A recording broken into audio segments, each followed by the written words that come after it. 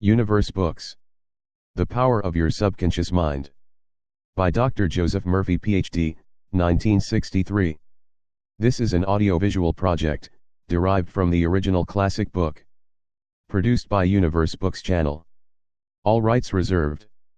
Chapter 8, How to Get the Results You Want. Not all prayers are answered. Everyone knows that. Skeptics see this as evidence that prayer does not work. What they overlook is that for prayer to work, it must be used effectively, with a clear understanding of its scientific basis. Only then can we know why a particular prayer was not effective and arrive at a practical method to make it more effective. What if you find your prayers are not answered as you would like?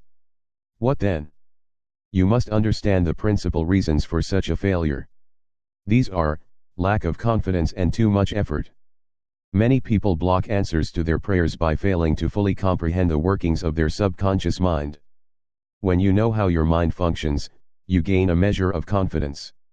You must remember that whenever your subconscious mind accepts an idea, it immediately begins to execute it. It uses all its mighty resources to that end.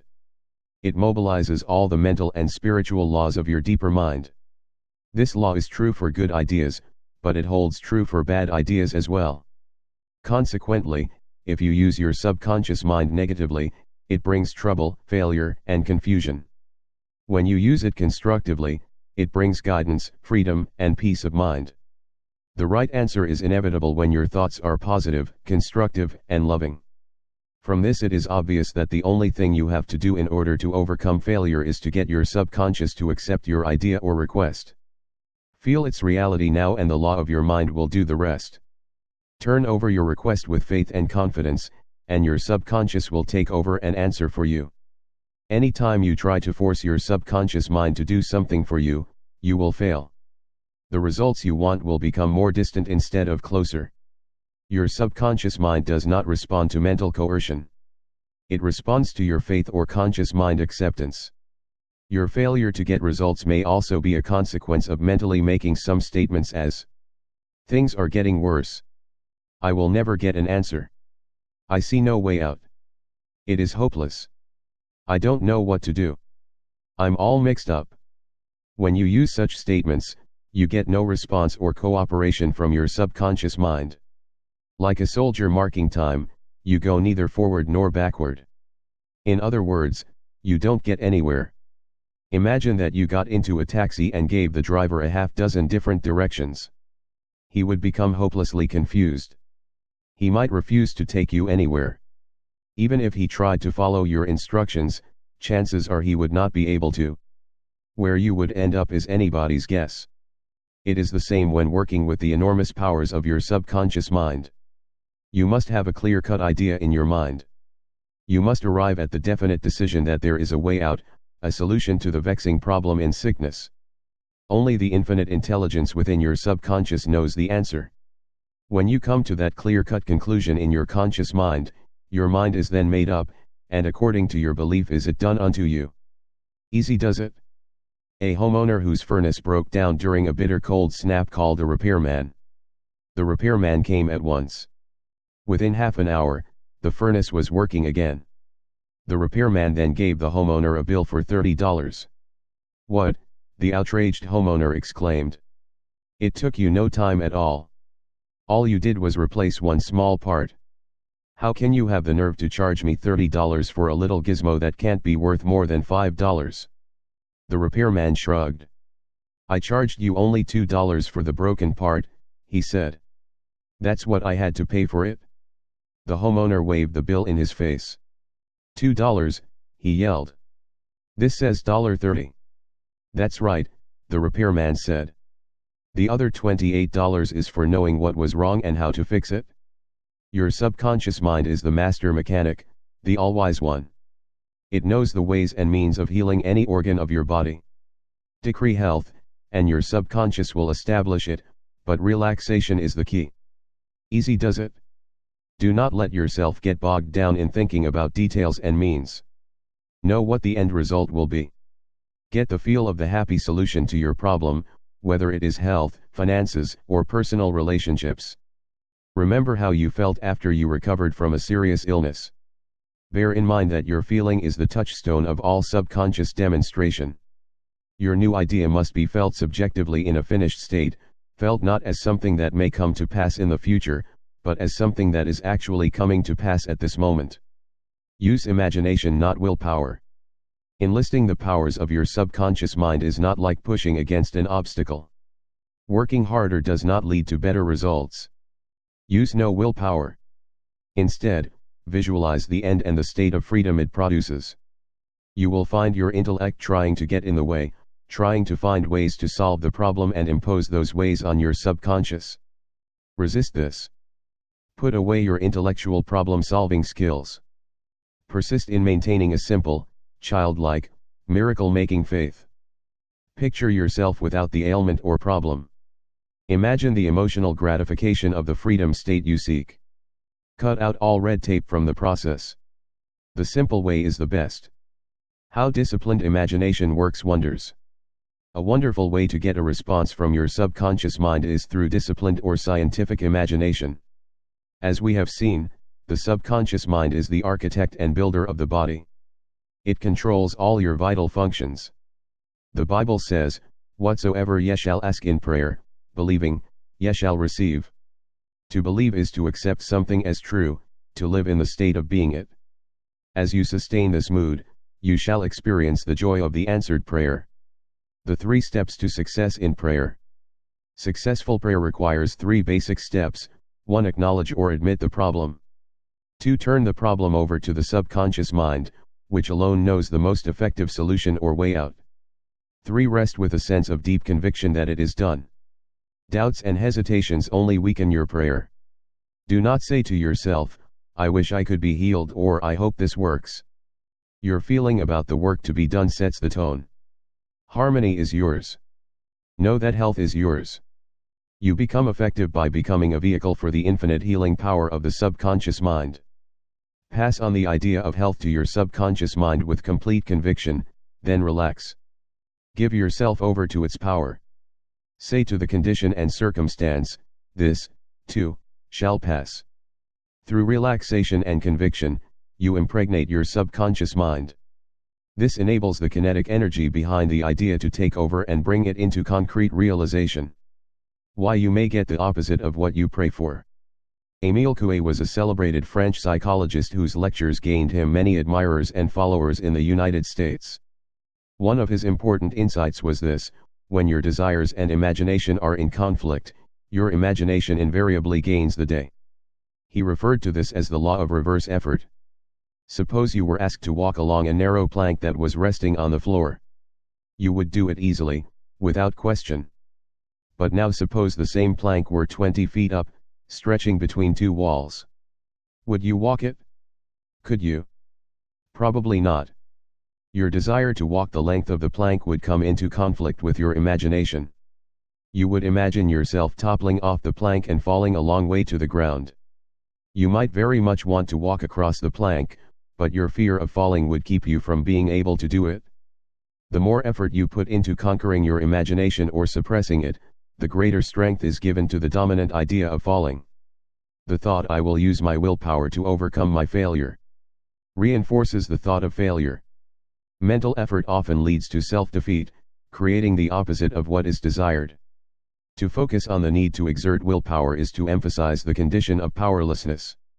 It is like deciding that you will do all you can not to think of a green hippopotamus. The decision makes the idea of a green hippo dominate the mind, and the subconscious always responds more to the dominant idea. Your subconscious will accept the stronger of 2 contradictory propositions.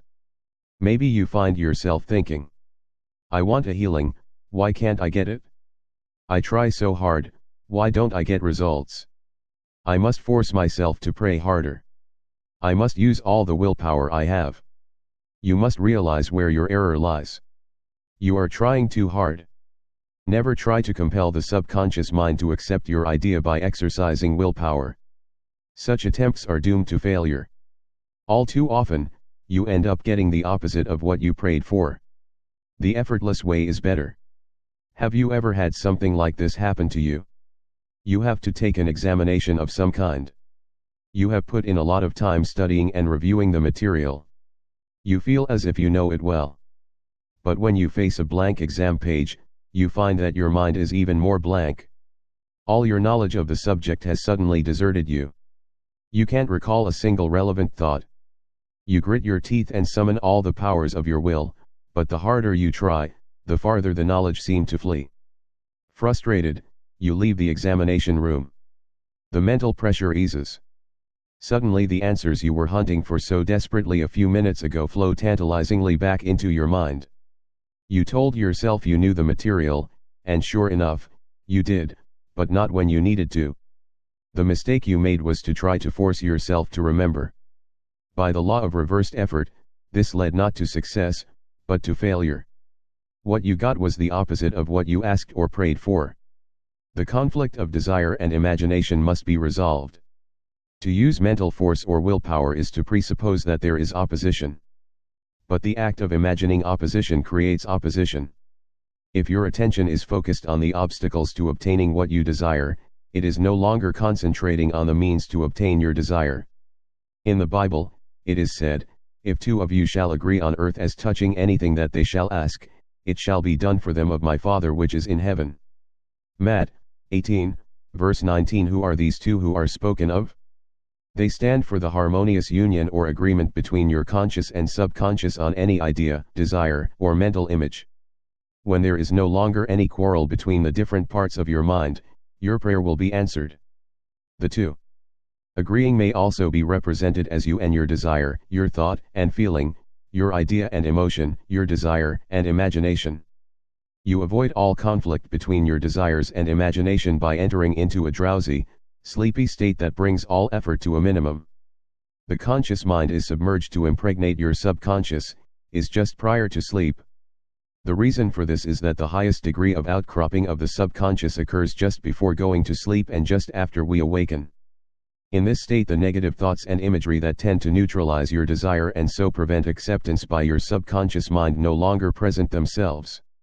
When you imagine the reality of the fulfilled desire and feel the thrill of accomplishment, your subconscious brings about the realization of your desire. A great many people solve all their dilemmas and problems by the play of their controlled, directed, and disciplined imagination. They know that whatever they imagine and feel as true will and must come to pass. A young woman named Shara G came to me close to despair. She was involved in a lengthy, complicated lawsuit that had been through one postponement after another, with no end in sight. Her deepest desire was for a harmonious solution to the suit. Her mental imagery, however, was full of failure, loss, bankruptcy, and poverty.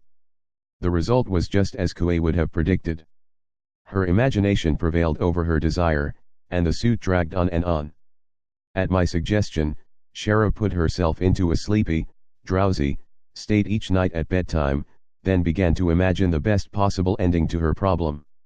She put herself into a state of feeling it to the best of her ability. She knew that the image in her mind had to agree with her heart's desire. As she became drowsy, she began to imagine as vividly as possible a meeting with her lawyer after the lawsuit was settled. She heard herself asking him questions about the outcome and listening to his explanations. She heard him telling her over and over again, "The case has been settled out of court. This is a perfectly harmonious solution." During the day, when fear thoughts came into her mind, Shara would run her mental videotape of the meeting with her lawyer, complete with words and gestures. She imagined his smile, his mannerisms, the sound of his voice, the specific words he used. She did this so often, so faithfully, that her fears were counteracted before she even knew they had tried to come into her mind. At the end of a few weeks, her attorney called her. He confirmed what she had been imagining and feeling as true. The lawsuit was settled, and she knew that the settlement was one she could accept as harmonious. This is really what the psalmist meant when he wrote, "Let the words of my mouth, your thoughts and mental images, and the meditations of my heart, your feeling, nature, emotion, be acceptable in thy sight, my Lord, the law of your subconscious mind, my strength and my Redeemer, the power and wisdom of your subconscious mind that can redeem you from sickness, bondage, and misery." Psalm 19, verse 14. Ideas worth recalling. Mental coercion or too much effort shows anxiety and fear that block your answer. Easy does it. When your mind is relaxed and you accept an idea, your subconscious goes to work to execute the idea. Think and plan independently of traditional methods. Know that there is always an answer and a solution to every problem. Do not be overly concerned with the beating of your heart, with the breathing of your lungs, or the function of any organ of your body. Lean heavily upon your subconscious and proclaim frequently that divine right action is taking place. The feeling of health produces health, the feeling of wealth produces wealth. How do you feel? Imagination is your most powerful faculty. Imagine what is lovely and of good report. You are what you imagine yourself to be. You avoid conflict between your conscious and subconscious in the sleepy state. Imagine the fulfillment of your desire over and over again prior to sleep. Sleep in peace and wake in joy. Well, here we finished this chapter of the book. Continue to listen in the next chapter. If you liked this video, if it brought a valuable information to you, you can help us clicking the like button. It is a positive sign for YouTube to suggest this audiobook to other people, and help the channel's growth. If you think that this video made your reading easier, if you think that it made your reading faster and more practical, if you think that we should launch more like this, write a comment here. We would like to know your opinion. It is very important for us. Remember to subscribe, and you will be informed when we launch new videos. Thank you for watching. See you in next chapter. Be always welcome. Production, Universe Books, copyright 2016.